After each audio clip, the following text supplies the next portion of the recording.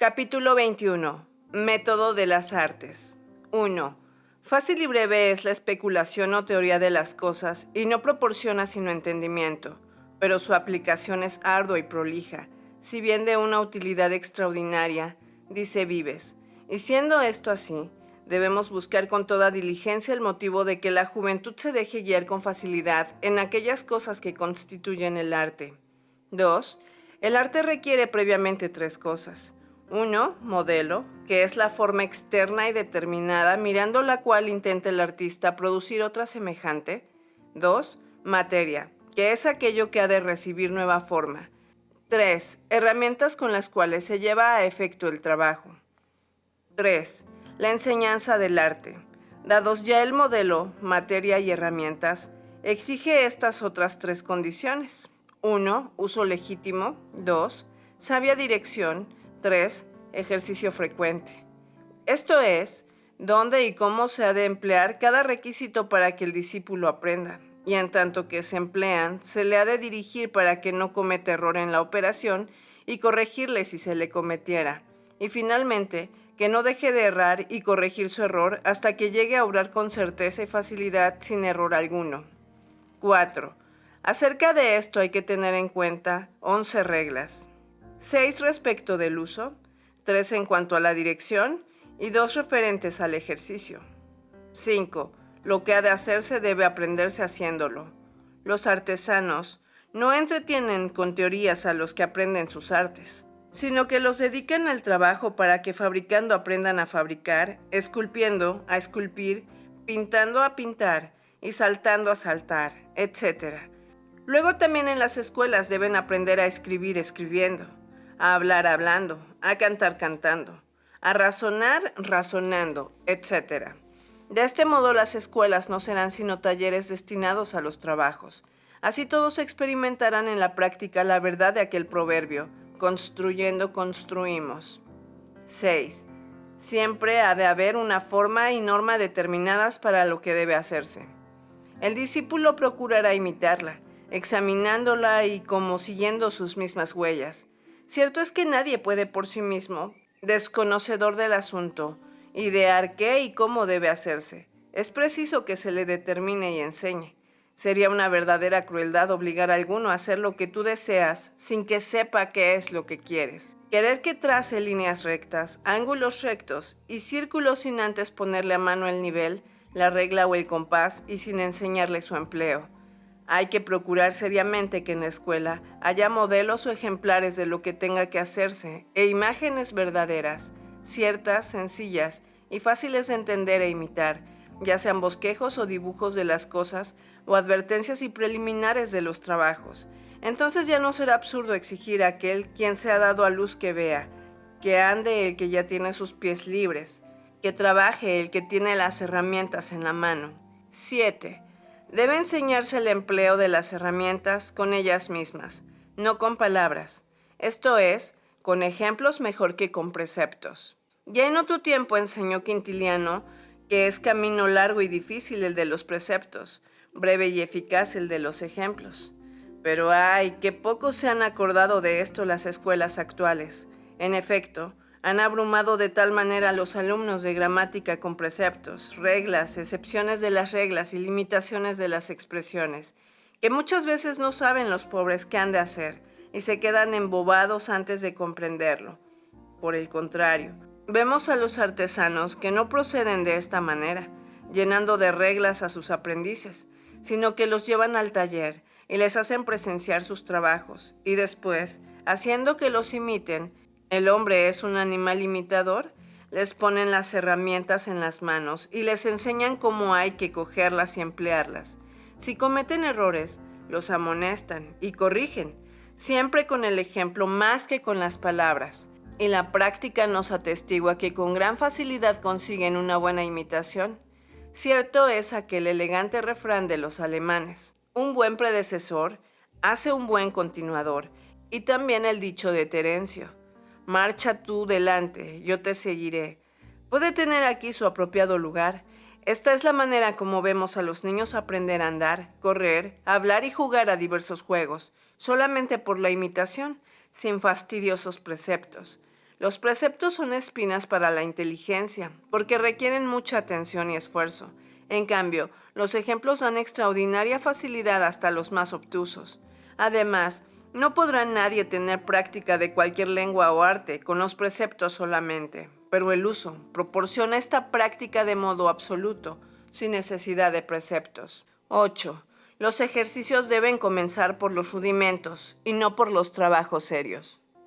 El carpintero no enseña a su aprendiz desde el primer momento a construir torres y fortalezas, sino a manejar la azuela, desbastar los leños, labrar las vigas, taladrar los pares, clavar los clavos, hacer los enlaces, etc. Tampoco el pintor presenta a sus aprendices rostros humanos para que los copien, sino empieza por enseñarlos a mezclar los colores, preparar los pinceles, trazar las líneas, y entonces ensayar los más sencillos dibujos, etc.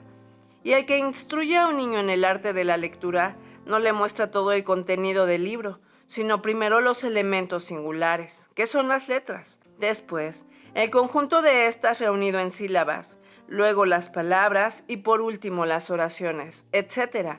Así pues, a los discípulos de gramática hay primero que enseñarles las palabras en sí solas, después construirlas con otras, luego frases de un miembro de 2 y de 3 y por último se llegará a la construcción del periodo y de ahí a la cláusula completa.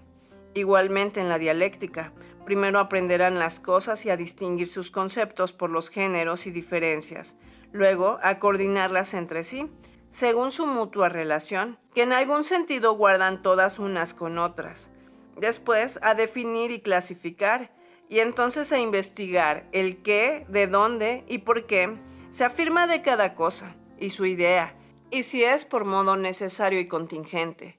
Cuando se hubiera ya ejercitado de manera suficiente en todo esto, será ocasión de pasar al modo de racionar. ¿De qué modo de unas premisas dadas o concedidas se deduce lo demás? Y por último, al discurso o tratado íntegro de los temas. De un modo semejante puede procederse en retórica con la misma facilidad. Primeramente debe ejercitarse el alumno durante algún tiempo en la recopilación de sinónimos. Aprenda después a aplicar epítetos a los nombres, verbos y adverbios. Luego a emplear oportunas antítesis. Más tarde, a usar perífrasis variadas. Después a cambiar las voces propias por figuras de lenguaje. Separar para mayor sonoridad y elegancia, lo que suele ir unido, y transformar las frases sencillas en elocución figurada. Y por último, cuando ya se tenga práctica y facilidad para todo esto, no antes, debe emprenderse la tarea de componer discursos enteros.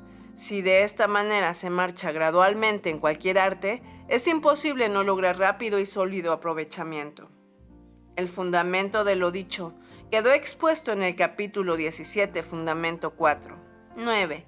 Los alumnos deben hacer sus ejercicios sobre materias conocidas. Esta regla la encontramos deducida del fundamento 9 del capítulo 17 y del corolario 6 del fundamento 4. Es de sentido común que no se debe abrumar al discípulo con asuntos ajenos a su edad, inteligencia y condición actual, ni obligarle a que luche con sombras. Por ejemplo, a un muchacho polaco que esté aprendiendo a leer o hacer letras, no hay que ponerle delante escrituras latinas, griegas o árabes, sino de su mismo idioma, para que entienda lo que va haciendo. De igual modo, para que el niño pueda aprender el empleo de los preceptos dialécticos, hay que suministrarle modelos, pero no de Virgilio o Cicerón, ni tomado de teólogos políticos o médicos, sino de cosas conocidas y al alcance del muchacho, como el libro, el vestido, el árbol, la casa, la escuela, etc. De este modo, los ejemplos que nos hayan servido para explicar la primera regla podrán conservarse, como ya conocidos, para todos los demás. Si en dialéctica tomamos como ejemplo el árbol, expresaremos primero su género, diferencias, causas, efectos, sujetos y atributos, etc. Definiciones, clasificaciones, etc. Luego, de cuántos modos puede predicarse alguna cosa respecto al árbol. Después, cómo podremos con razonamiento evidente deducir de lo dicho acerca del árbol otras relaciones. De esta manera, con gran facilidad, podrá el muchacho exponer el uso de las reglas, mediante 2 o 3 ejemplos conocidos, e intentar la imitación en lo demás. 10. La imitación debe ser al principio muy fiel, después ya podrá ser más libre. Cuanto más se ajusta a su forma propia la construcción de una cosa nueva, tanto más fiel y exactamente reproduce la forma primitiva. Así las monedas que se acuñan con el mismo troquel son todas completamente iguales, tanto a su cuño como entre sí. Lo mismo los libros impresos con tipos de bronce, y los trabajos en materia fusible como la cera, el yeso y los metales, etc. En todo lo que haya que imitar, la primera copia, por lo menos, ha de nacerse ajustándose fielmente al modelo hasta que, segura ya y ejercitada la mano, lengua o inteligencia, pueda imitarlo con mayor libertad y se habitúe a efectuar los trabajos por su propio ingenio. Por ejemplo, los que aprenden a escribir deben usar un papel fino y algo transparente y colocarle sobre una muestra de la escritura que deban imitar. Así, guiados por las letras que se transparentan, podrán reproducirla con facilidad. También puede imprimirse en el papel la muestra con caracteres algo amarillentos o morenos para que los discípulos no tuvieran que hacer más que pasar la pluma mojada en tinta por aquellos trazos y se acostumbraran a hacer la misma forma de letra. Un procedimiento semejante puede emplearse en el estilo, formando frases parecidas a las que se proponga tomadas de un autor.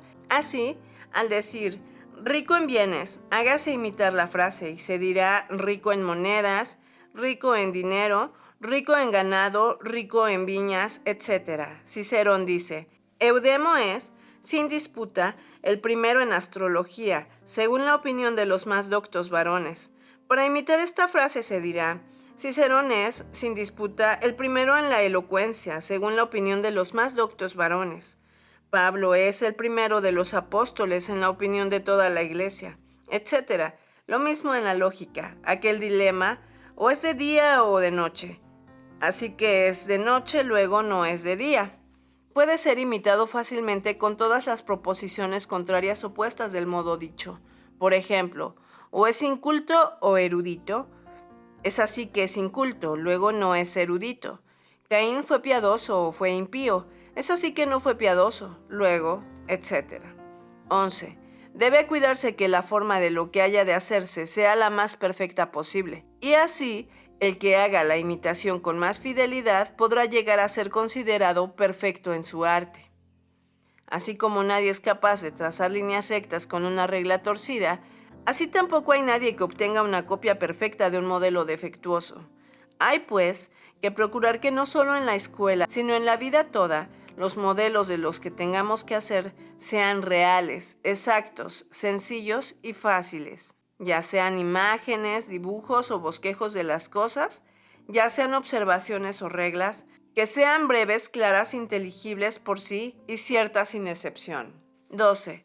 El intento primero de imitación ha de ser lo más cuidadoso posible, a fin de no apartarse en lo más mínimo del modelo. Es absolutamente indispensable.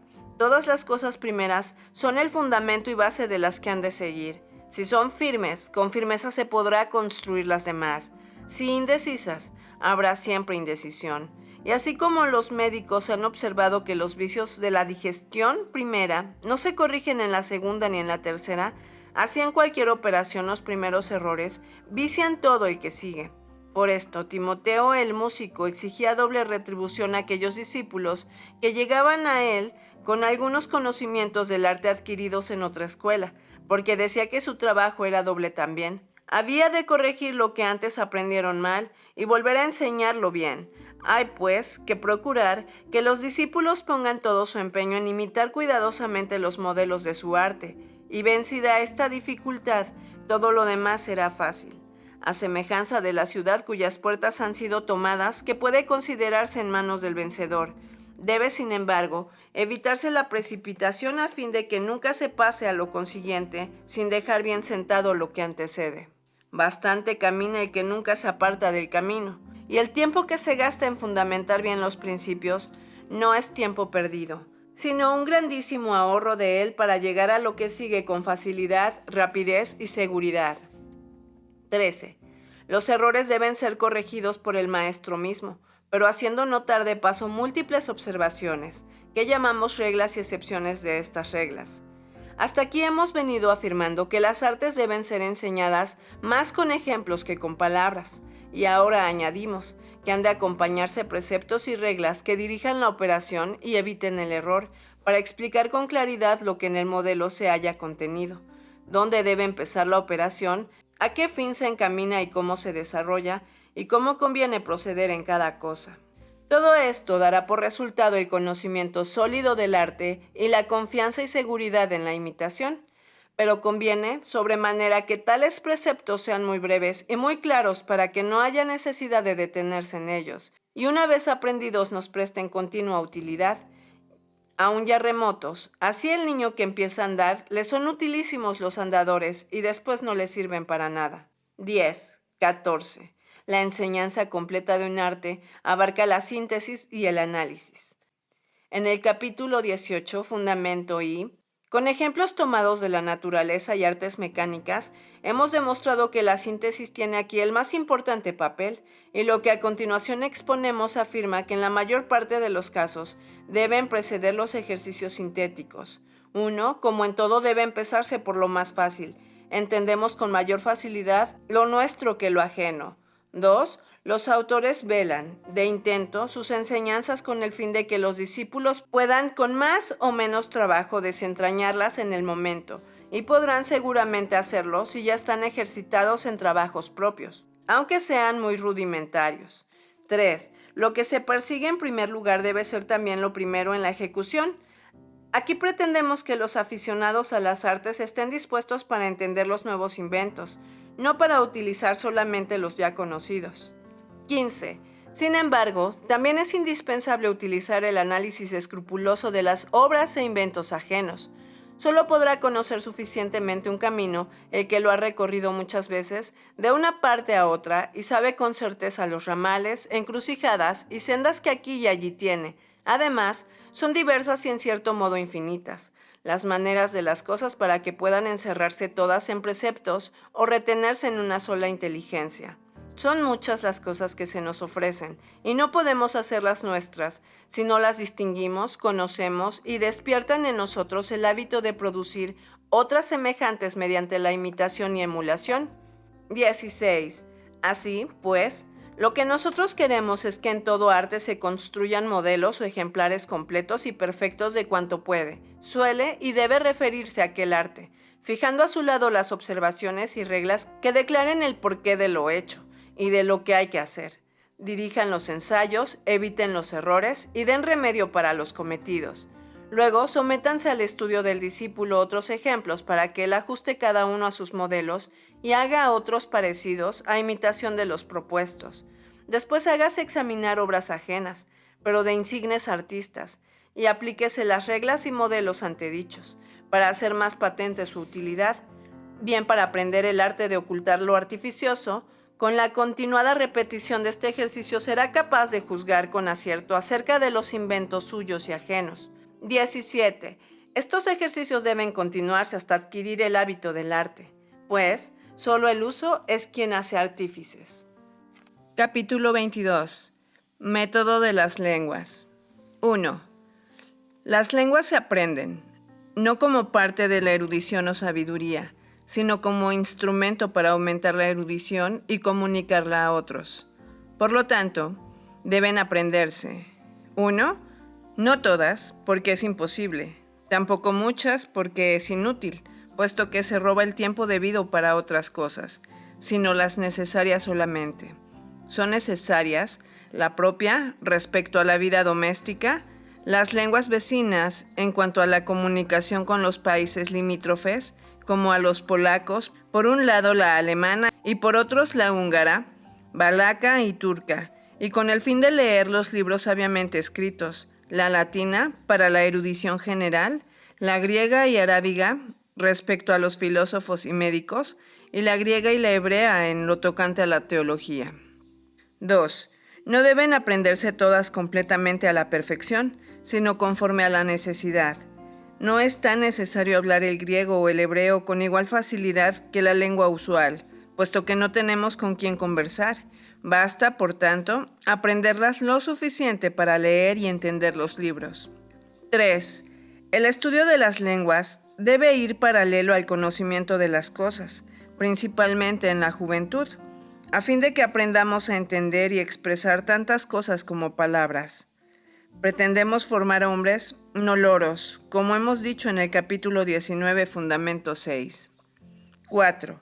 De donde se deduce, primero, que no deben aprenderse los vocablos separadamente de las cosas, ya que éstas ni existen ni se entienden solas, sino que, según están unidas, unas y otros existen aquí o allí, hacen esto o lo otro. Esta consideración fue la que nos movió a escribir La Puerta de las Lenguas, en la cual las palabras que forman las frases expresan también la estructura de las cosas con feliz acierto. 5. En segundo lugar, tampoco es necesario a nadie conocer completamente y por entero cualquier lengua, y sería pedante e inútil quien tal hiciera, pues ni el mismo Cicerón llegó a saber la lengua latina por completo, y eso que es tenido como supremo maestro en ella. Cuando confiesa que ignoraba muchas voces referentes a las artes, nunca, seguramente, conversó con los zapateros remendones para conocer todas sus labores y aprender los nombres de todo lo que manejan, y por lo demás, ¿de qué le iba a servir el aprenderlo? 6. Esto no lo tuvieron en cuenta algunos de los que ampliaron nuestra puerta de las lenguas, los cuales incluyeron en ella voces muy poco usadas de cosas completamente fuera del alcance de los niños. La puerta no debe ser otra cosa sino entrada, dejando lo demás para después, especialmente todo aquello que casi nunca hay ocasión de conocer. Y si esta ocasión se presentase, podría acudir a los libros suplementarios, vocabularios, léxicos, tratados de botánica, etc. Por igual razón, yo también interrumpí el póstigo de la latinidad, que había empezado a formar de todas aquellas voces olvidadas o poco usadas. 7. En tercer lugar, para formar a la vez el entendimiento y el lenguaje, deberán proponerse a los niños cosas infantiles, dejando para la edad adulta lo propio de dicha edad. Evidentemente trabajan en balde los que proponen a los niños opiniones de Cicerón o de otros grandes autores que tratan de materias que están fuera del alcance de las inteligencias infantiles, porque si no comprenden las materias tratadas, ¿cómo van a darse cuenta del ingenioso modo de expresarlas? Con mucha mayor utilidad se empleará el tiempo en cosas más modestas, a fin de que tanto la lengua como el entendimiento se desarrollen de un modo gradual. La naturaleza no da saltos, y tampoco el arte, que no es sino imitación de la naturaleza.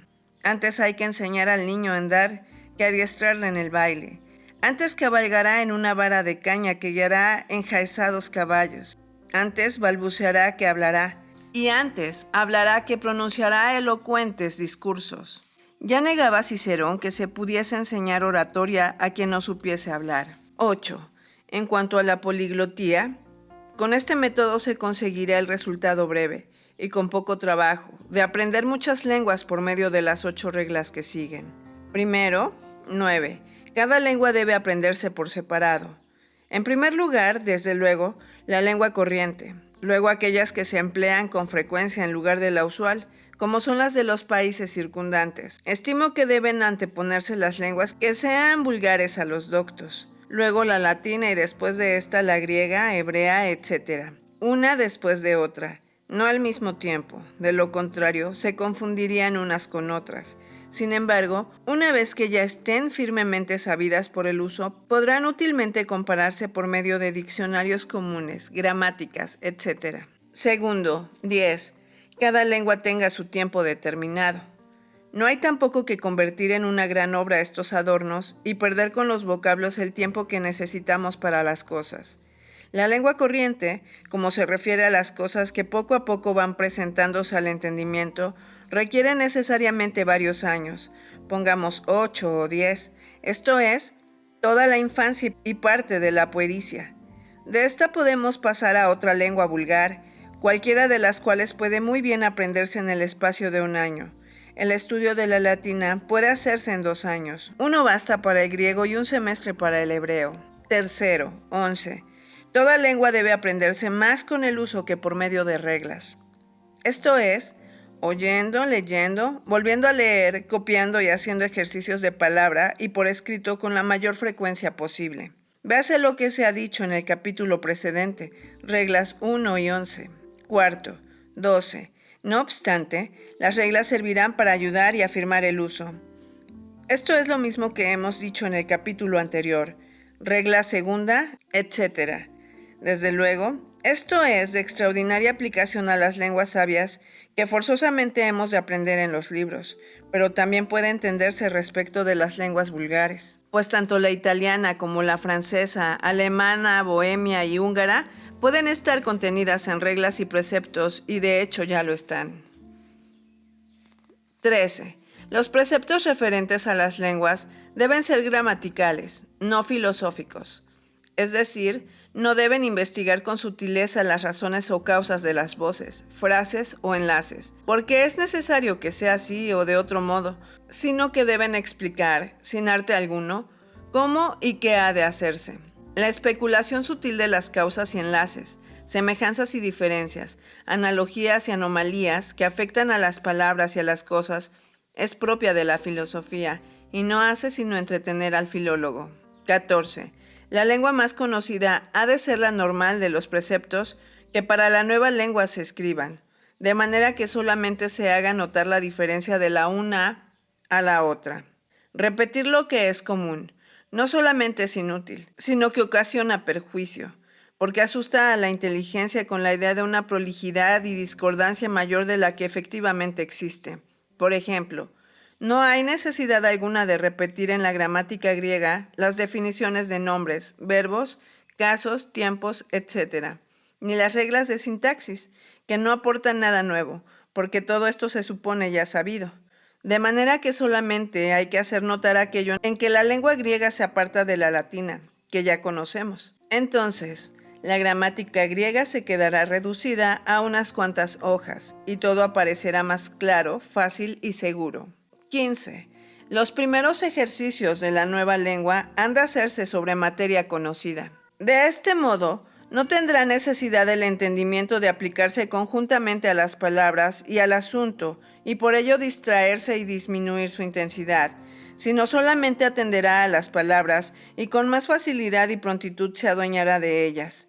La referida materia podrá ser algún capítulo del catecismo, o un relato bíblico, o cualquier otra cosa por el estilo de antemano conocida. Si agrada, pueden emplearse nuestros vestíbulo y puerta, aunque esta es más a propósito para aprender de memoria por su brevedad, y el primero para leer y releer por la frecuente repetición de las mismas voces, gracias a la cual se hacen más familiares estas al entendimiento y la memoria.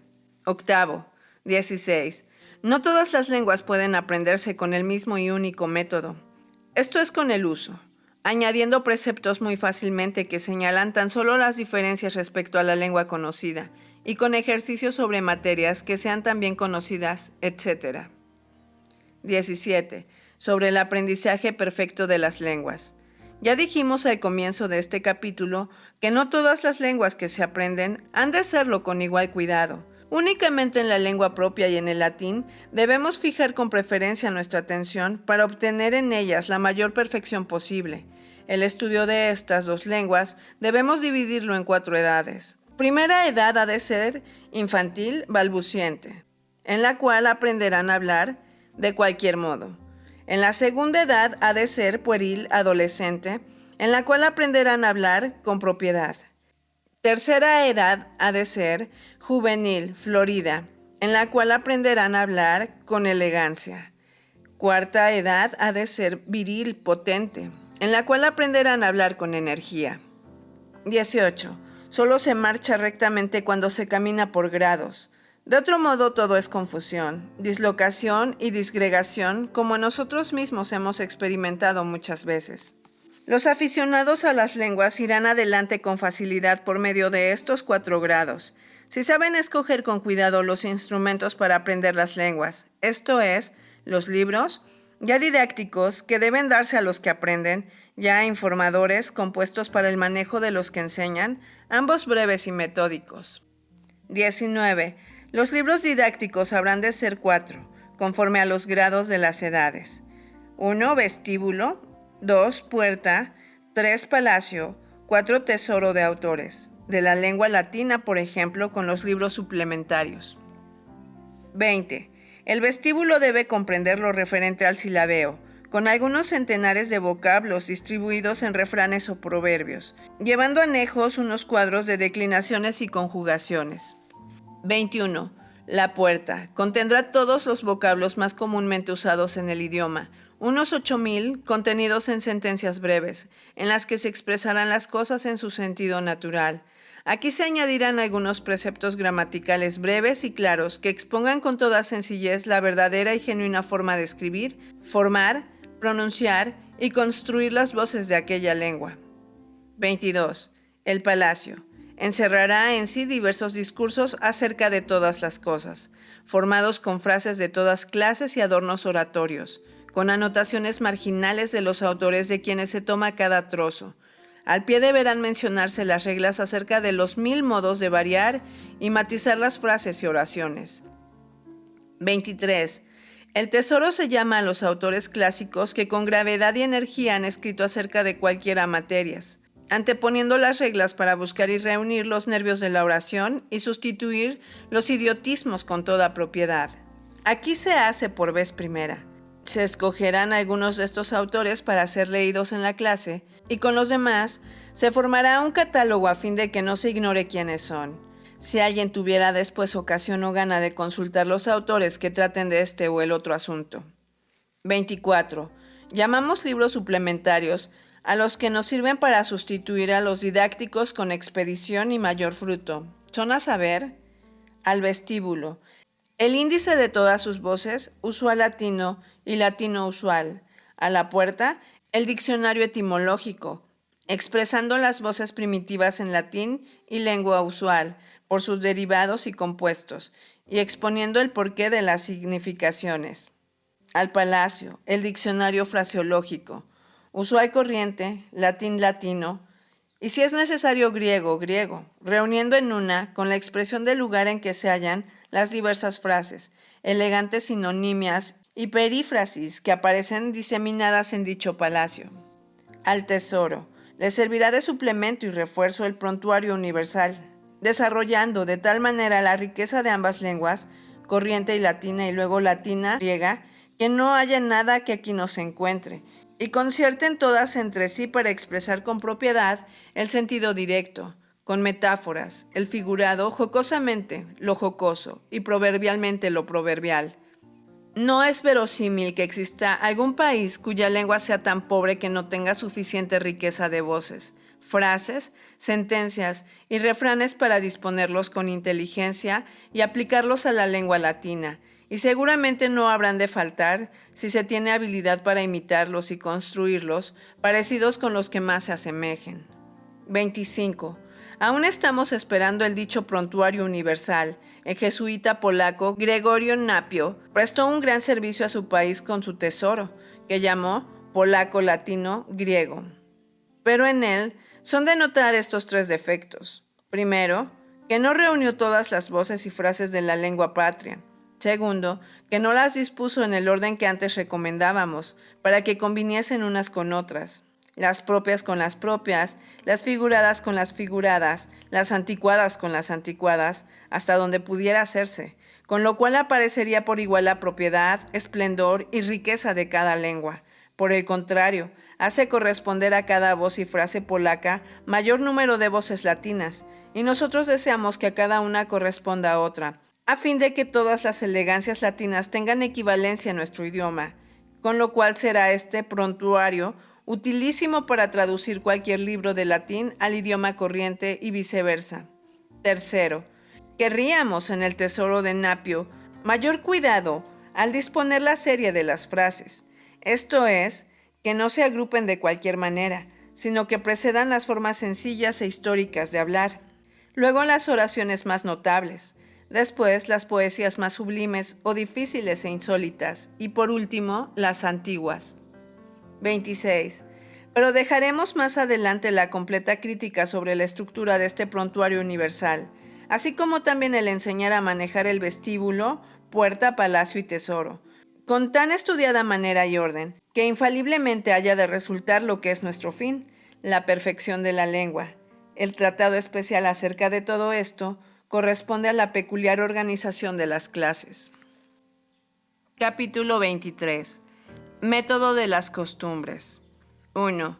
Hasta ahora hemos tratado solamente del modo de enseñar y aprender, con la posible rapidez, el conocimiento de las ciencias, artes y lenguas, acerca de lo cual se nos viene a la memoria el dicho de Séneca: no debemos aprenderlo, sino haberlo aprendido, porque, efectivamente, solo constituyen la preparación para más altas empresas. Como él mismo dice, son nuestros rudimentos, no nuestras obras. ¿Cuáles serán, pues, estas obras nuestras?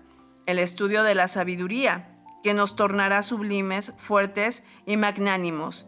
Esto es lo que en los capítulos primeros hemos designado con el nombre de costumbres y piedad, mediante las cuales nos elevamos sobre todas las criaturas y nos acercamos más a Dios. 2. Hay que tener un especial empeño en que este arte de inculcar las buenas costumbres y la piedad se ponga en práctica con toda exactitud y sea introducido en todas las escuelas, para que éstas sean de modo cierto verdaderos talleres de hombres, como ordinariamente se les llama. 3. El arte de formar las buenas costumbres puede expresarse en 16 reglas, la primera de las cuales es: todas las virtudes, sin exceptuar ninguna, deben ser inculcadas a la juventud. Nada puede suprimirse en la rectitud y honestidad sin causar vacíos o desconcierto. 4. En primer lugar, las virtudes fundamentales que llaman cardinales: prudencia, templanza, fortaleza y justicia. No puede construirse un edificio sin cimientos o sin apoyar a plomo sobre ellos las demás partes de la obra. 5. Prudencia se conseguirá en una recta enseñanza, aprendiendo las diferencias verdaderas de las cosas y su exacto valor. El adecuado juicio sobre las cosas es el verdadero fundamento de toda virtud.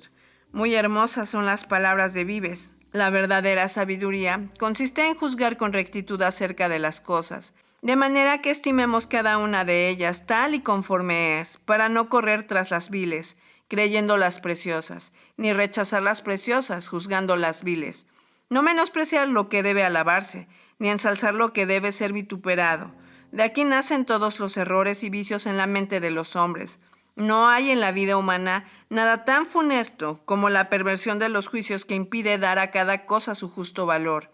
Débase, por tanto, continúa, inculcar la costumbre desde niño de procurar adquirir la verdadera apreciación de las cosas, que irá creciendo al mismo tiempo que la edad. Practique lo bueno y huya de lo malvado para que la costumbre del bien obrar forme parte de su naturaleza. 6. Templanza. Se inculcará a los niños y se acostumbrarán a guardar al tomar la comida y la bebida, en el sueño y la vigilia, en los trabajos y recreos, hablando y guardando silencio durante todo el tiempo de su educación, para lo cual es regla de oro que siempre deben tener presente todos los jóvenes, la de Nequid nimis, para detenerse en todo ante la hartura y el fastidio. 7. Fortaleza se adquiere al dominarnos a nosotros mismos, conteniendo nuestro deseo de pasear o divertirnos fuera de tiempo o con exceso, reprimiendo la importancia, murmuración o la ira. El fundamento de esta virtud estriba en que todo debe hacerse movido por la razón, no por la pasión o el deseo. El hombre es animal racional, luego debe acostumbrarse a dejarse conducir por la razón, deliberando en todas sus obras el qué, por qué y cómo debe proceder en cada una de ellas. De este modo el hombre será efectivamente rey y señor de sus acciones. Y como los niños no son todavía capaces, a lo menos no todos, de proceder con tal deliberación y raciocinio, debe ser nuestro más notable empeño el de inculcarles fortaleza y el dominio de sí mismos. Si se les acostumbra a que ejecuten la voluntad de otro antes que la suya, esto es, obedeciendo a los superiores con toda prontitud en todas las cosas. El que doma potros, dice Laclando, lo primero que se les enseña es obedecer al freno. El que pretende educar niños debe procurar, en primer lugar, que atiendan a lo que se les dice. ¡Oh, qué esperanza tan grande de que se traigan a mejor camino las confusiones humanas que inundan el mundo entero que aparece ante nuestros ojos! Si desde la más tierna edad se acostumbran todos a ceder ante los demás y guiarse en todas las cosas por la luz de la razón. 8. Justicia aprenderán, no dañando a nadie, dando a cada uno lo que es suyo, huyendo de la mentira y el engaño y portándose atenta y amablemente. Para todo lo cual, como para lo arriba dicho, bastará observar cuanto prescriben las reglas que siguen. 9. Son especies de la fortaleza, la honesta desenvoltura y la constancia en los trabajos, sumamente necesarios a la juventud. Como hay que pasar la vida hablando y trabajando, deben enseñarse a los niños a soportar la presencia de los hombres y los trabajos honestos para no convertirse en huraños o misántropos, holgazanes, carga inútil para la tierra. La virtud se fomenta con hechos, no con palabras. 10. La honesta desenvoltura se consigue con el trato frecuente con personas honradas y la ejecución en su presencia de todo lo que nos sea ordenado. Aristóteles educó así a Alejandro, de tal modo que a los 12 años de edad estaba acostumbrado a tratar con los reyes, legados de los reyes o del pueblo, doctos o indoctos, urbanos o campesinos, artesanos, etc. Y preguntaba o respondía en medio de ellos sobre cualquier materia de que se trataba. Para imitar esto en nuestra educación general, debe enseñarse a todos la manera de conversar y practicarla a menudo, hablando con los padres, con discípulos, preceptores, servidumbre, etc. Y deberá en ello acentuarse la atención del preceptor para que corrija con sumo cuidado lo que note de abandono, imprudencia, rusticidad, orgullo, etc. 11. Los jóvenes tendrán resistencia para los trabajos si están siempre haciendo alguna cosa, ya en serio, ya por recreo. A este propósito no interesa el qué y cómo se haga, sino que se haga. Puede muy bien aprenderse por recreo una cosa, que sea de gran utilidad si llega la ocasión. Y como ya dijimos en otra parte, lo que ha de hacerse se aprende haciéndolo. Así también, trabajando se aprende a trabajar, a fin de que la ocupación constante, aunque siempre moderada, del alma y del cuerpo engendre la destreza y haga intolerable la indolente ociosidad al hombre diligente. Así será lo que dice Séneca: el trabajo produce ánimos generosos. 12. Desde el primer momento hay que inculcar en los niños aquella otra virtud hermana de la justicia, la prontitud, y buen deseo de ser útil a los demás. Mancha nuestra corrompida naturaleza un negro vicio, el egoísmo, por el cual solo piensan todos en su propio provecho sin tener presente el interés de los demás. De aquí se origina mucha confusión en las cosas humanas, por cuanto cada uno tiene solamente cuidado de sus cosas, posponiendo el bien público. Hay, por tanto, que inculcar con firmeza en la voluntad el conocimiento del fin de nuestra vida. Esto es, que no hemos nacido para nosotros solos, sino para Dios y el prójimo, es decir, para la sociedad del género humano, a fin de que seriamente persuadidos de ello, se acostumbren desde niños a imitar a Dios, los ángeles, el sol y otras generosas criaturas, procurando ser útiles a los más. Mejor sería el estado de los asuntos públicos y privados si todos aspirasen al bien común y cada uno supiese y quisiese ayudar a los demás en todo. Sabrán y querrán si para ellos son educados. 13. La educación de las virtudes debe comenzar desde la primera edad, antes que los vicios se apoderen del espíritu. Pues si no siembras con buena semilla el campo, ciertamente que producirá hierbas. ¿Pero cuáles? La cizaña y otras malas hierbas. Si tienes propósito de hacerle producir, con más facilidad lo cultivarás y podrás esperar con segura esperanza buena cosecha, si al comienzo de la primavera le aras, rastrillas y labras. Por lo tanto, es de gran importancia habituarse desde el principio, porque la vasija conserva durante largo tiempo el olor del líquido que cuando nueva contuvo. 14. Las virtudes se aprenden ejecutando constantemente obras honestas.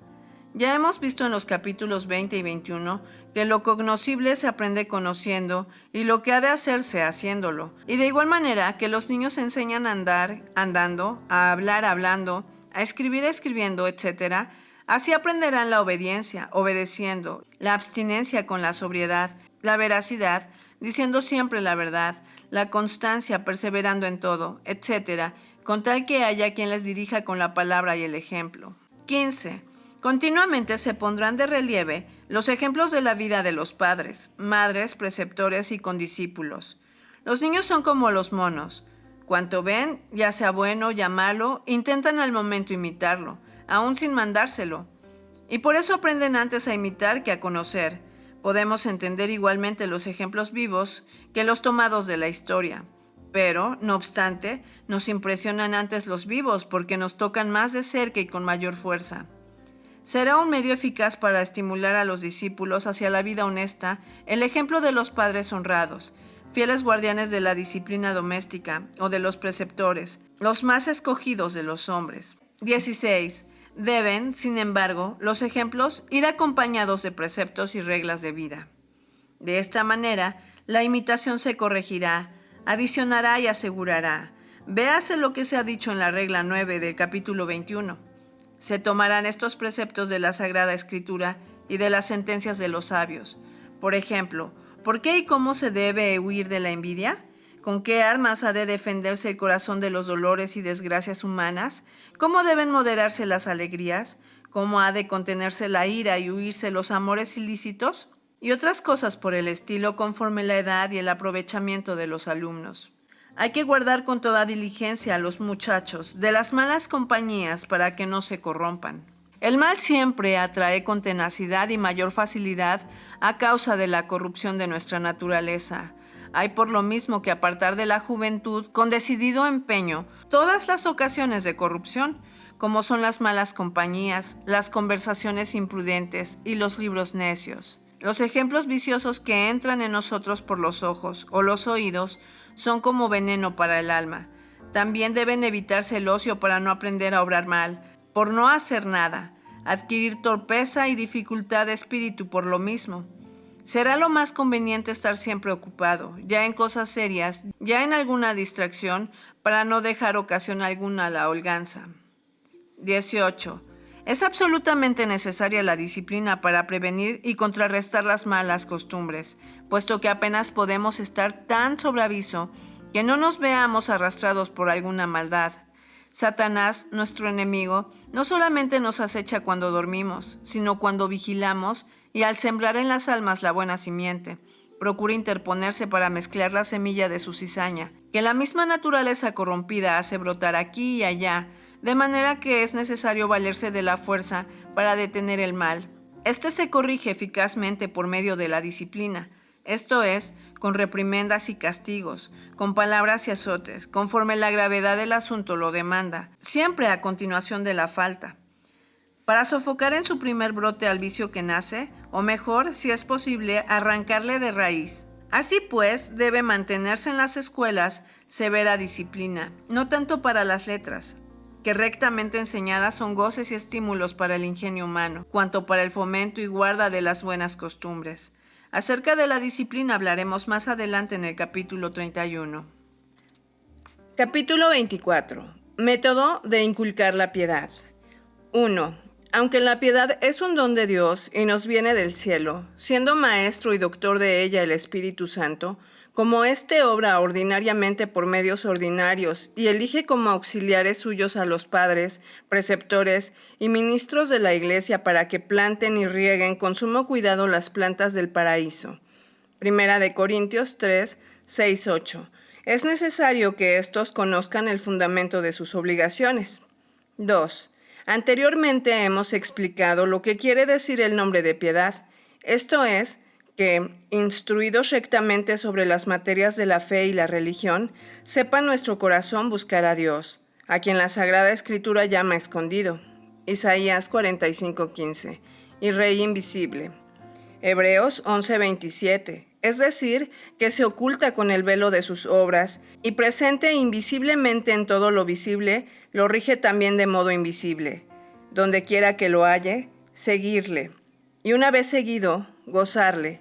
Lo primero se hace con el entendimiento, lo segundo con la voluntad y lo tercero con el placer de la conciencia. 3. Buscamos a Dios comprobando las huellas de su divinidad en todo lo creado. Seguimos a Dios entregándonos por entero a su voluntad en todo, tanto para obrar como para padecer lo que fuere su beneplácito. Gozamos a Dios descansando en su amor y favor de tal manera que nada pueda haber ni en el cielo ni en la tierra que no sea más deseable que Dios mismo, nada más agradable que pensar en Él, nada más dulce que su amor, de modo que se inflame nuestro corazón en amor suyo. 4. Para saciar por completo este afecto, tenemos una fuente triple y 3 también son los modos o grados de beber de ella. 5. Las fuentes son la Sagrada Escritura, el mundo y nosotros mismos. En lo primero, la palabra de Dios. En la segunda, sus obras. En nosotros, su inspiración. Está fuera de duda que puede sugerirnos la Sagrada Escritura el conocimiento y el amor de Dios. En cuanto al mundo, la prudente observación de las admirables obras divinas despierta en nosotros el sentimiento de la piedad, como lo confirman los mismos gentiles, los cuales fueron arrebatados a la veneración de la divina inteligencia por la sola contemplación del mundo. Lo prueba el ejemplo de Sócrates, Platón, Epícteto, Séneca y otros. Aunque este amor fuese imperfecto y apartado de su fin, en hombres que no estaban ayudados por la divina revelación, pero aquellos que buscan con empeño el conocimiento de Dios en sus palabras y obras, quedan abrazados de ardiente amor, como vemos en Job, Eliú, David y otros piadosos varones. Lo que también se revela en su particular providencia con nosotros mismos, que admirablemente nos forma, nos conserva y nos dirige, como David, Salmo 139, y Job, capítulo 10, demuestran con su ejemplo. 6. El modo de obtener la piedad de estas tres fuentes es igualmente triple: meditación, oración y prueba o tentación. Lutero afirmó que estas tres formaban al teólogo, pero también podemos decir que solamente estas tres forman al cristiano. 7. Meditación es la frecuente, atenta y devota consideración de las obras, palabras y beneficios de Dios, como sucede en todas las cosas con el beneplácito divino, ya operante, ya permitente, y por qué caminos tan admirables llega a sus fines las decisiones de la divina voluntad. 8. Oración es la frecuente y en cierto modo perpetua plegaria a Dios y la imploración de su misericordia para que nos sostenga y nos dirija con su espíritu. 9. Tentación o prueba es la exploración frecuente de nosotros mismos para mayor aprovechamiento en la virtud, bien se efectúe por nosotros o por otros, en lo que consiste en cada una en su estilo, las tentaciones humanas, diabólicas y divinas, pues el hombre debe tentarse a sí propio, si está en fe, 2 Corintios 13:5, y con qué cuidado ejecuta la voluntad de Dios. Y también es necesario que seamos probados por los hombres, amigos y enemigos, lo cual se realiza cuando los que nos dirigen investigan con vigilante atención y por medios patentes u ocultos cuánto hemos aprovechado. Y cuando Dios coloca a nuestra diestra un adversario que nos obliga a refugiarnos en él y nos hace ver la firmeza de nuestra fe. Finalmente, Dios suele enviarnos al mismo Satanás, o le permite levantarse contra el hombre, para que se descubra lo que hay en su corazón. Todas estas cosas deben ser inculcadas a la juventud cristiana, para que mediante todo cuanto existe, se hace y ha de venir, se acostumbren todos a elevar su espíritu a aquel que es el principio y fin de todo, y hallar descanso a sus almas en él solo. 10. Este método especial puede expresarse en las 21 reglas siguientes. Primera, el cuidado de inculcar la piedad debe comenzar en la primera infancia. No solamente porque diferirlo no es práctico, sino porque es peligroso. La razón misma nos aconseja que conviene hacer antes lo que es primero, y con mayor empeño lo que tiene más importancia. ¿Y qué es lo que tiene mayor importancia y es antes que la piedad, sin la cual todo ejercicio, sea el que fuere, es de escaso valor, y ella sola tiene la promesa de esta vida presente y de la venidera? 1 Timoteo 4:8. Lo único necesario es buscar el reino de Dios, que a quien por él se afana, todo lo demás le será dado por añadidura. Mateo 6:33.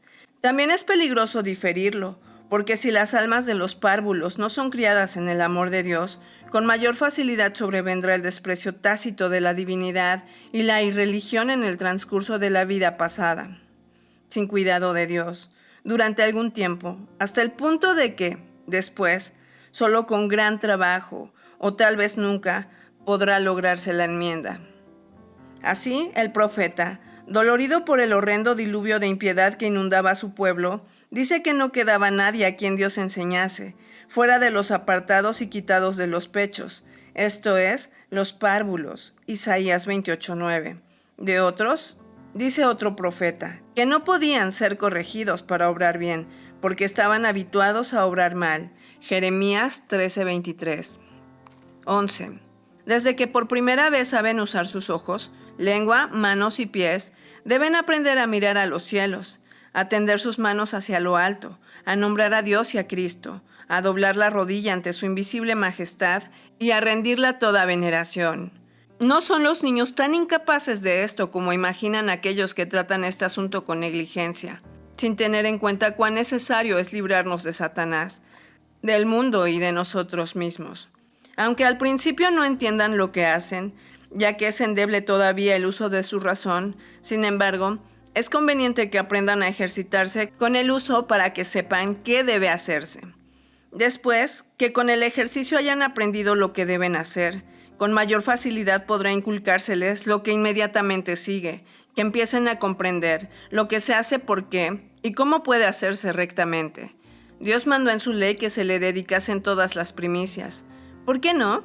También las primicias de los pensamientos, lenguaje, movimientos y acciones nuestras. Tercero, 12. A medida que los niños puedan ir siendo educados, debe ante todo hacérseles comprender que no estamos aquí por esta vida, sino que tendemos a la eternidad. Esto solo es un tránsito a fin de que, convenientemente preparados, seamos dignos de entrar en las eternas mansiones. Lo cual es muy fácil de enseñar mediante los ejemplos cotidianos de aquellos a quienes nos arrebata la muerte y pasan a la otra vida. Lo mismo niños que adolescentes, jóvenes o ancianos. Con frecuencia se debe recordar esto, a fin de inculcar la consideración que nadie puede, en modo alguno, fijar aquí su morada. Cuarto, 13. Como consecuencia de lo anterior, se les debe hacer observar que nada debe hacerse aquí, sino prepararse para la vida que sigue. De lo contrario, sería necio preocuparse de cosas que hemos de dejar y descuidar en cambio las que han de acompañarnos por toda una eternidad. 14. Hay que enseñarlos que la vida a la que van los hombres desde esta es de dos modos: bienaventurada, con Dios, y desgraciada, en el infierno, y una y otra por toda la eternidad. Con el ejemplo de Lázaro y de Lepulón, cuyas almas fueron llevadas, la del primero al cielo por los ángeles y la del segundo al infierno por los demonios. 15. Dichosos una y mil veces son aquellos que disponen su vida de tal modo que son considerados dignos de ir a Dios. Pues fuera de Dios, fuente de luz y de vida, solo hay tinieblas, horrores, tormentos y perpetua muerte sin muerte. ¿Qué más valdría no haber nacido a quienes se apartaron de Dios y se precipitaron en el abismo del destierro eterno? 16. Serán ciertamente llevados a Dios los que aquí dirigen sus pasos con Él, como Enoc y Elías, vivos ambos y otros después de su muerte. Génesis 5:24, etc.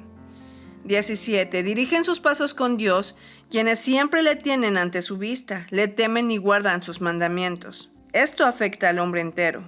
Eclesiastés 12:15, lo que Jesucristo afirmó que era la única cosa necesaria. Lucas 10:42. Todos los cristianos deben aprender a tenerlo siempre en la boca y en el corazón, a fin de que no se preocupen demasiado con la afanosa Marta de los cuidados de esta vida. 18. Así pues, todo cuanto en este mundo ven, oyen, tocan, hacen y padecen, deben acostumbrarse a dirigirlo a Dios, ya inmediatamente. Lo aclararemos por medio de ejemplos. Los que se aficionan a los estudios literarios o a la vida contemplativa deben entregarse a ello para admirar por doquier el poder, sabiduría y bondad de Dios, y por este medio encenderse en su divino amor, uniéndose a Él en ese amor más y más, para no separarse en toda la eternidad. Aquellos que emprenden trabajos externos, la agricultura, oficios, etc., y en ello buscan el pan y todo lo demás necesario para la vida, a fin de vivir cómodamente, deben emplear esta vida cómoda en servir a Dios con tranquila y alegre conciencia, sirviéndole agradarle, y agradándole unirse a Él eternamente. Los que se conducen con otras cosas con otros fines se apartan de la intención de Dios y de Dios mismo. 19. Desde la primera edad hay que aprender a ocuparse cuanto sea posible en todo aquello que conduce inmediatamente a Dios. La lectura de la Sagrada Escritura, el ejercicio del culto divino y las buenas obras externas. La lectura de la Sagrada Escritura excita y aumenta el recuerdo de Dios. El ejercicio del culto divino revela al hombre la presencia de Dios y le une a Él. Las buenas obras afirman esta unión porque hacen ver que caminamos por los mandatos divinos. Estas tres cosas deben ser recomendadas seriamente a los candidatos a la piedad, que es toda la juventud cristiana, consagrada a Dios por el bautismo. 20. Por lo tanto, la Sagrada Escritura debe ser el principio y el fin en las escuelas cristianas. Hiperio afirmó que el teólogo nace en la Escritura, y vemos también que el apóstol Pedro lo amplía más al repetir en muchos lugares que los hijos de Dios nacen de incorruptible semilla por la palabra de Dios vivo y perpetuo para siempre. Primera de Pedro 1:23. Así pues, en las escuelas cristianas debe ocupar este libro de Dios el primer lugar sobre todos los demás libros, para que con el ejemplo de Timoteo, todos los cristianos adolescentes, instruidos desde niños en las letras sagradas, se hagan sabios para su salvación. Segunda de Timoteo 3:15. Nutridos con las palabras de la fe. Primera de Timoteo 4:6. Con gran belleza disertó en su tiempo Erasmo acerca de esto en su Paráclesis. Esto es, exhortación para el estudio de la filosofía cristiana.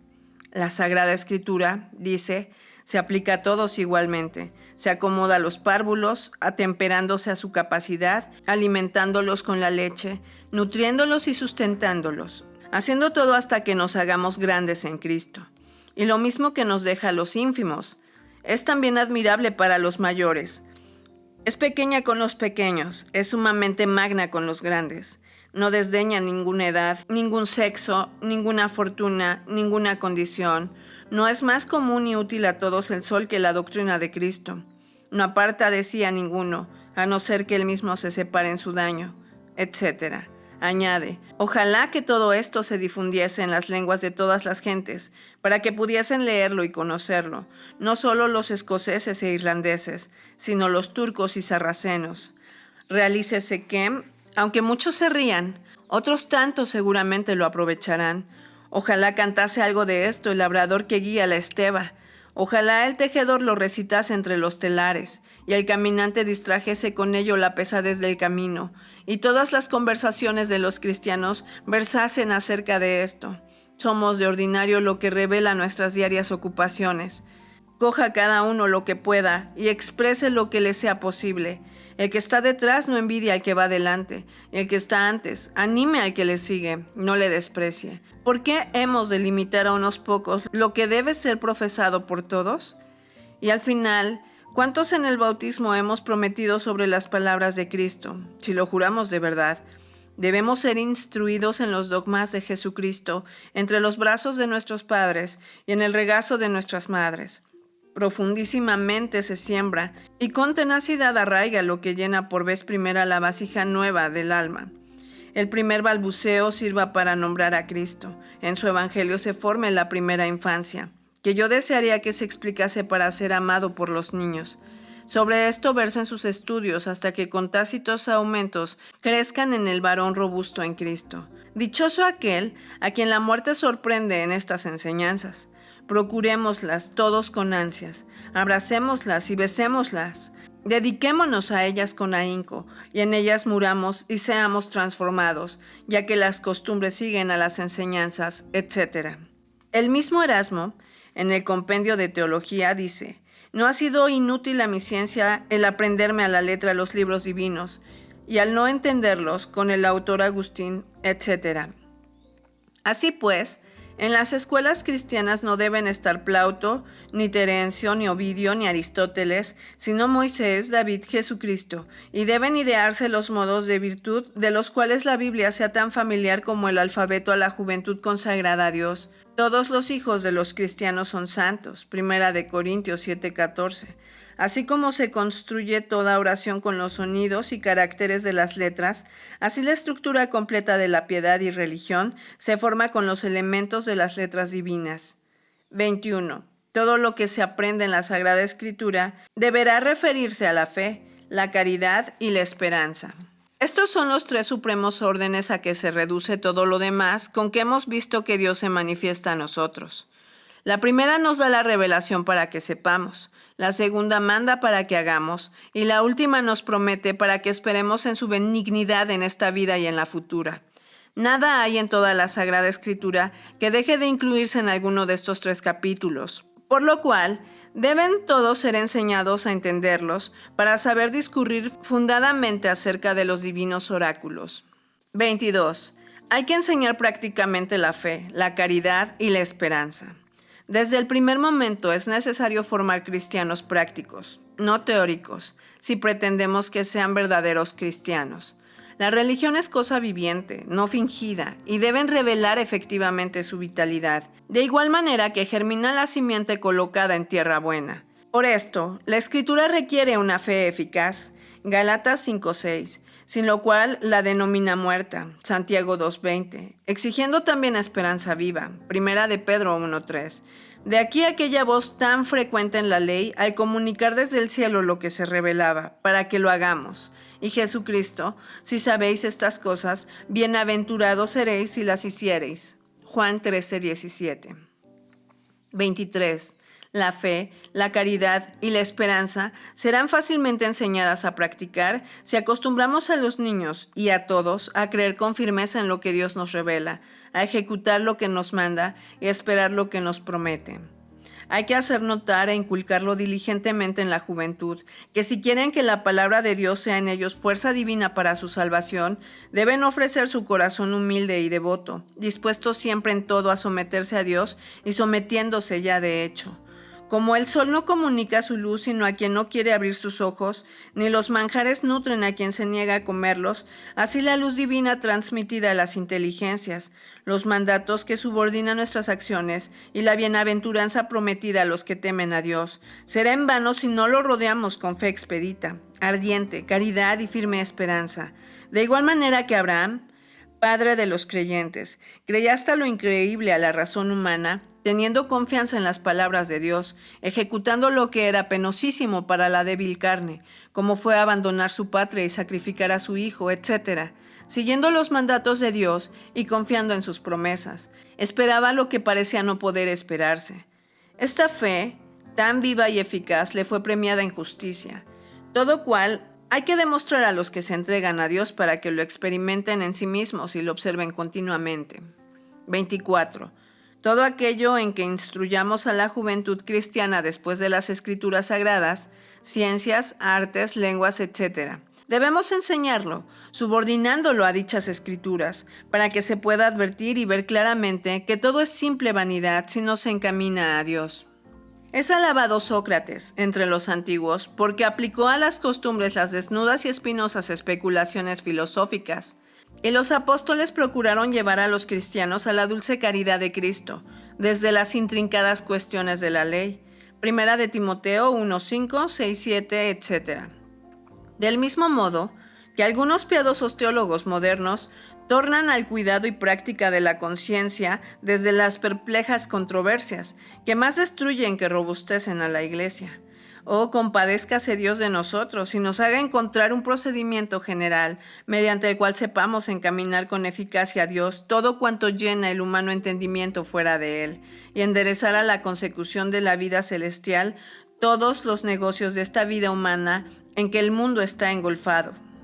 Esta sería la verdadera escala sagrada, por la que subirían sin trabajo nuestras inteligencias hasta aquel supremo y eterno gobernador de todas las cosas, inagotable manantial de la verdadera bienaventuranza. 25. Todos deben ser enseñados a practicar religiosamente el culto divino, tanto interno como externo, para que ni el interno se enfríe sin el externo, ni éste degenere en hipocresía sin el primero. El culto externo de Dios es la oración acerca de Él, la predicación y explicación de su palabra, la adoración de rodillas, el cántico de sus alabanzas en los himnos, el uso de los sacramentos y otros ritos sagrados, tanto públicos como privados. El culto interno es el pensamiento perpetuo de la presencia divina, el temor y amor de Dios, la abnegación y resignación propias en sus manos. En una palabra, la voluntad decidida de hacer y padecer cuanto agrade al Señor. Uno y otro culto debe practicarse conjuntamente, no por separado, no solamente por ser de justicia glorificar a Dios con nuestro cuerpo y nuestra alma, que son suyos, Primera de Corintios 6:20, sino porque no pueden separarse sin gran peligro. Dios aborrece los ritos externos, sin la veraz intención interna. ¿Quién pide esto de vuestras manos? Etcétera. Isaías 1 y en otros lugares. Y porque Dios es espíritu y quiere ser adorado con espíritu y verdad. Juan 4. Además, como nosotros no somos únicamente espirituales, sino dotados de cuerpo y sentidos, es necesario estimular externamente a nuestros sentidos para que hagan lo que internamente ha de hacerse con espíritu y verdad. Por lo tanto, aunque Dios exige principalmente la adoración interna, nos ordena juntamente la externa y quiere que se guarde. El mismo Cristo, aunque liberó de ceremonias el culto del Nuevo Testamento, enseñó que había de servir a Dios con espíritu y verdad. Adoraba al Padre con el rostro inclinado y pasaba noches enteras en aquella adoración. Frecuentaba los lugares sagrados, oía e interrogaba a los doctores de la ley, predicaba la palabra de Dios, cantaba sus himnos, etc. Al educar a la juventud para la religión, hemos de hacerlo íntegramente, externa e internamente, para no formar hipócritas. Es decir, superficiales, fingidos, simulados devotos de Dios o fanáticos, aferrados a sus delirios y destructores del decoro y orden de la Iglesia, con desprecio del ministerio externo, o por último, tibios, si en ellos el culto externo no sirve de estímulo al interno, ni éste da vida al externo. 17:26. Hay que acostumbrar con todo cuidado a los niños a la práctica de las obras externas, ordenadas por la divinidad, para que sepan que el verdadero cristianismo consiste en manifestar la fe por medio de las obras. Estas obras exteriores son la templanza, justicia, misericordia y paciencia, cuyo ejercicio no debe jamás ser interrumpido. Si nuestra fe no produce tales frutos, será señal de que está muerta. Santiago 2. Pero conviene que esté viva, si ha de salvarnos. 27. También aprenderán a distinguir con precisión los límites de los beneficios y juicios de Dios, para que sepan usar legítimamente de todos, sin abusar de ninguno. Fulgencio divide en 3 clases los beneficios de Dios. Unos dicen que son eternamente duraderos, otros sirven para alcanzar la eternidad, y otros, por último, solamente para el uso de la vida presente. Los de la primera clase son el conocimiento de Dios, el gozo en el Espíritu Santo y la caridad divina que se derrama en nuestros corazones. De la segunda clase dice que son la fe, la esperanza y la misericordia para con el prójimo, y de la tercera, la salud, riquezas, amigos y todo lo demás externo, que por sí no hacen al hombre ni feliz ni desgraciado. De igual manera, los juicios o castigos divinos son de 3 géneros. Unos, a los que Dios perdona en la eternidad, los sufren en esta vida y se ejercitan con su cruz para purificarse y limpiarse. Daniel 11:35, Apocalipsis 7:14, como ocurrió. Otros son tolerados aquí para ser castigados en la eternidad, como el rico Eulón. Las penas de otros empiezan en esta vida, para continuar después en la otra, por siempre jamás, como acaeció a Saúl, Antíoco, Herodes, Judas, etc. Deben enseñarse los hombres a establecer verdadera distinción en todas las cosas, a fin de que no antepongan las que solo en esta vida respectan, engañados por los bienes sensuales. Deben también temer, no tanto los males presentes, sino los del infierno, no solo aquellos que pueden matar el cuerpo y no tienen poder para más, sino lo que puede perder el cuerpo y arrastrar el alma a la eterna perdición. 19:28. Adviértase que el camino más seguro de esta vida es el camino de la cruz, por lo cual Cristo es en ella el guía de la vida, invita a los demás a su cruz y guía con ella a aquellos a quienes ama. El misterio de nuestra salvación terminó en la cruz y tiene su fundamento en ella, esto es, que en ella debe mortificarse el viejo Adán para que viva el nuevo conforme por Dios fue creado. Así pues, Dios castiga y en cierto modo crucifica con Cristo a aquellos a quienes ama para que, resucitados con el mismo Cristo, puedan ser colocados a su diestra en los cielos. Y como la palabra de la cruz es potencia de Dios para salvar a los que creen, 1 Corintios 1:18, es necedad y estorbo de la carne que sea necesario inculcar una y otra vez en los cristianos que no pueden ser discípulos de Cristo sin hacer negación de sí mismos y ofrecer sus hombros para llevar la cruz de Cristo. Véase Lucas 14, verso 26 al fin, y estar dispuestos durante toda su vida a seguir a Dios donde quiera que Él los lleve. 20:29. Hay que cuidar de que mientras enseña todo esto no se dejen ejemplos contrarios. Por lo tanto, se debe evitar que los niños oigan y vean blasfemias, perjurios, profanaciones, varias del nombre divino y otras impiedades, sino por el contrario, deben advertir en cualquier parte a donde vayan reverencia a Dios, observancia de la religión y cuidado de la conciencia. Y si ocurre lo contrario en la escuela o en su casa, vean que no se deja pasar impunemente, sino que se corrige con severidad, procurando especialmente que la pena por la ofensa a la divinidad sea más atroz que las del insulto apriciano u otro delito externo. 21. 30. Finalmente, como en la corrupción de este mundo y naturaleza no aprovechamos tanto como debemos, y si aprovechamos algún tanto, la misma depravada carne lo convierte en complacencia suya y soberbia espiritual, en lo que hay un peligro inmenso para nuestra salvación, porque Dios resiste a los soberbios.